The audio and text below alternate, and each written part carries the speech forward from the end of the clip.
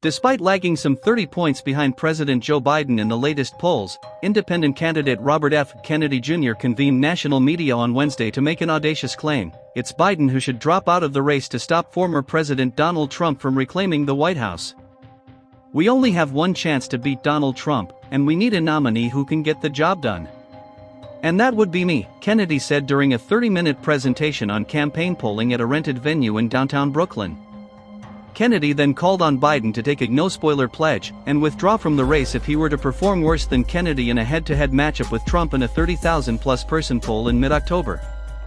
Kennedy said he would be happy to make a similar appeal to the former president as well, but Trump is not a spoiler because he can actually win.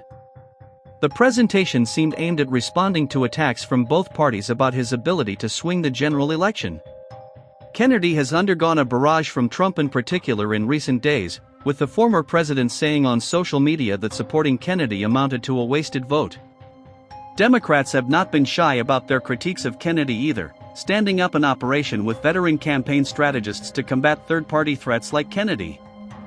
Democratic National Committee spokesperson Matt Corradani said Kennedy's proposal to get Biden to drop out is as deeply unserious his campaign is.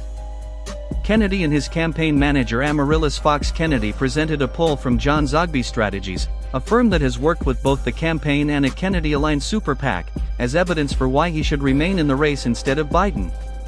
The survey showed Kennedy beating the former president in a scenario without Biden, or any Democratic Party candidate, in the race.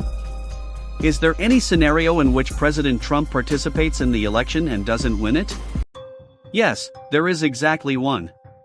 And that scenario is that President Biden acknowledges that he cannot win, said Fox Kennedy during the presentation. Fox Kennedy said calling on Biden to drop out of the race is fair because the DNC has also called on Kennedy to withdraw. The Trump and Biden campaigns did not respond to a request for comment.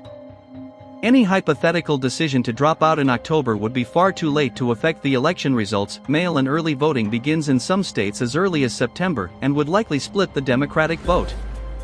In its presentation, the Kennedy campaign did not show any results for a three-way race.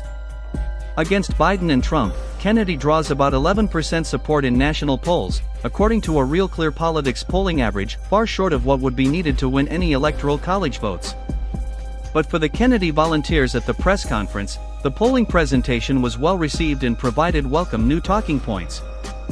"I'm always talking to people on Instagram, and they say he's a spoiler, and they say a vote for Kennedy is a vote for Trump," said Alexis Lako, 28, of Queens.